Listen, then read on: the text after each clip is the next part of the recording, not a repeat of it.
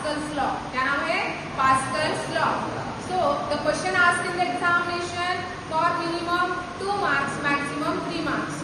The question is what is Pascal's law? Give its application.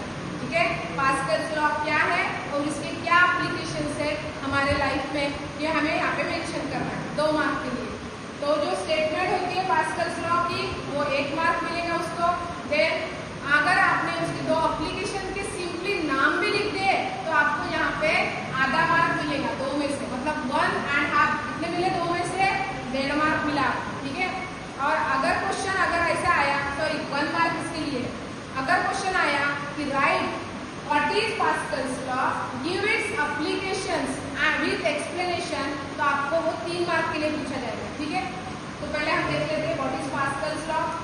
This Pascal, तो P, यहाँ पे जो P दिख रहा है ना, ये इसका रिलेशन किससे है? प्रेशर से. P is for pressure. ठीक है, तो statement is the Pascal's law state that the pressure applied at any point, pressure applied at any point in an enclosed fluid, ऐसे fluid पे enclosed fluid which is at rest is transmitted equally and undiminished. equally ऐसे transfer होगा equally and undiminished to every point of the fluid, इसको to every point of the fluid and also the walls of the container. पहले तो fluid के हर एक point पे exert होगा and second on the walls of the container provided the effect of gravity is neglected. Effect of gravity को यहाँ पे आपको क्या करना है? निग्लेक्ट करना है.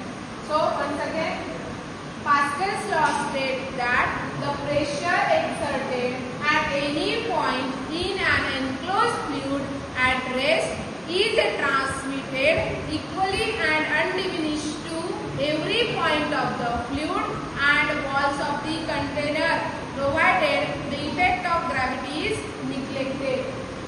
For example, अब हम यहाँ पे consider करते हैं कि let us consider this is the container filled with the fluid. So if we apply the enclosed fluid, है ना, enclosed container है, if we apply the pressure on this container, then that pressure is transmitted. Pressure कैसे transfer हो रहा? Transmitted equally at each point. जो भी fluid लिया उसके हर एक point पे and undiminished, equally and undiminished to every point of the fluid and also the walls of the container and also walls of the container provided. क्या provided है? Provided the effect of gravity. Gravity को neglect करना है. Provided the effect of gravity is neglected. Effect of gravity is neglected. There are 2 applications of Pascal's law in your book. First is hydraulic lift and second is hydraulic brakes. तो यहाँ पे hydraulic lift क्या है? Hydraulic lift is used to lift a heavy object by using a small force. मतलब एक ऐसी lift है जो क्या करती है? हेवी ऑब्जेक्ट को कैरी करती है with a small force. For example, let us consider 2 containers, that is container A and this container B. Container A has a cross sectional area A1, container B has cross sectional area A2.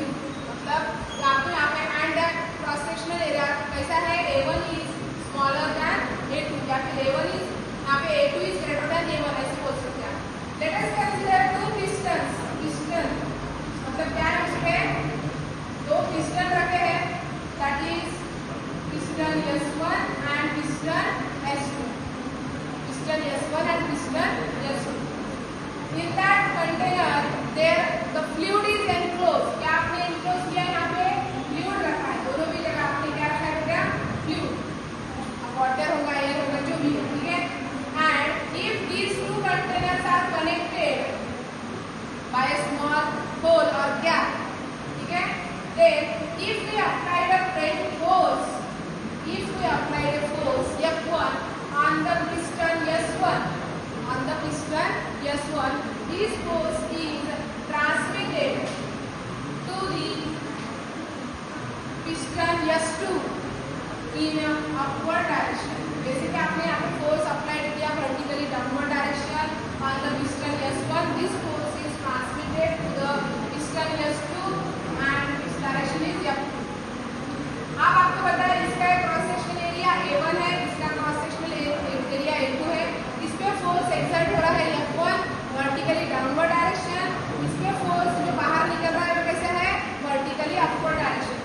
Therefore, pressure exerted on a container A having cross sectional area A1 and force F1 is given by P1 is equal to F1 upon A1 and similarly आप लिख सकते हो P2 is equal to F2 upon A2.